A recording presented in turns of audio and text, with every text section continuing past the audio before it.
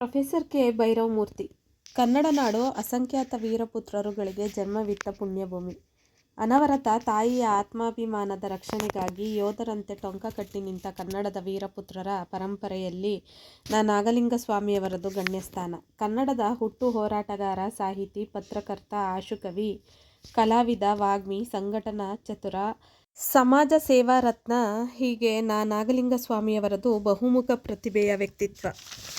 ನಾಗಲಿಂಗಸ್ವಾಮಿಯವರಿಗೆ ನಿತ್ಯ ನಿರಂತರವೂ ತಾಯ್ನಾಡಿನ ಧ್ಯಾನ. ಕನ್ನಡದ ಬದುಕನ್ನೇ ಅಕ್ಷರಶಃ ಬದುಕುತ್ತಿರುವ ಈ ತ್ಯಾಗಜೀವಿಗೆ ದೀಕ್ಷೆಯು ಕನ್ನಡ, ಮೋಕ್ಷವೂ ಕನ್ನಡ, ಜಗದೀಶನೆಂಬುದೇ ಕನ್ನಡ ಎಂಬ ಕನ್ನಡದ ವೀರನಿಷ್ಠ.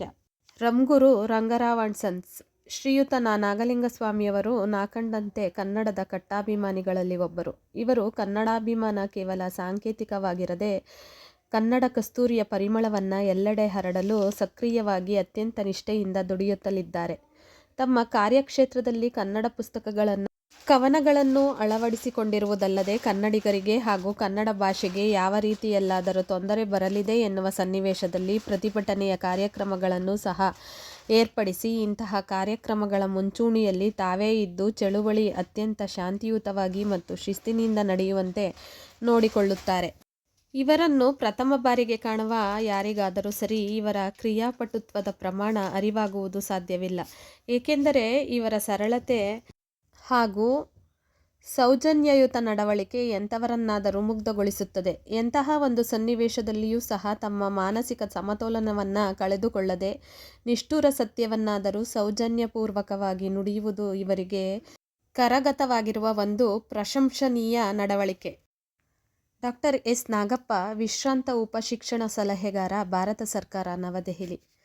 ಕನ್ನಡದ ಅಭ್ಯುದಯಕ್ಕೆ ಶ್ರಮಿಸಿದವರನ್ನು ಗುರುತಿಸುವುದು, ಸಾರ್ವಜನಿಕ ಕ್ಷೇತ್ರದಲ್ಲಿ ಪ್ರಶಂಸನೀಯ ಕಾರ್ಯ ಮಾಡಿದವರನ್ನು ಪ್ರೋತ್ಸಾಹಿಸುವುದು, ಕರ್ನಾಟಕದಲ್ಲಿನ ಸ್ವಾತಂತ್ರ್ಯ ಹೋರಾಟಗಾರರನ್ನು ಸ್ಮರಿಸುವುದು, ಅಂಥವರಲ್ಲಿ ಕೆಲವರು ಈಗ ನಮ್ಮ ಜೊತೆ ಇರುವ ಸೌಭಾಗ್ಯವನ್ನು ಕೊಂಡಾಡುವುದು ಶ್ರೀ ನಾಗಲಿಂಗಸ್ವಾಮಿಯವರು ನಿತ್ಯ ಹಂಬಲ.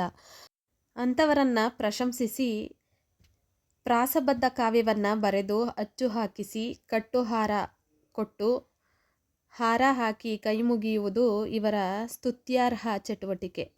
ಆ ತರಹ ಫಲಕಗಳನ್ನು ನೀವು ಕಾಮಾಕ್ಷಿ ಆಸ್ಪತ್ರೆಯಲ್ಲಿ ನೋಡಬಹುದು, ಆಫೀಸುಗಳಲ್ಲೂ ನೋಡಬಹುದು.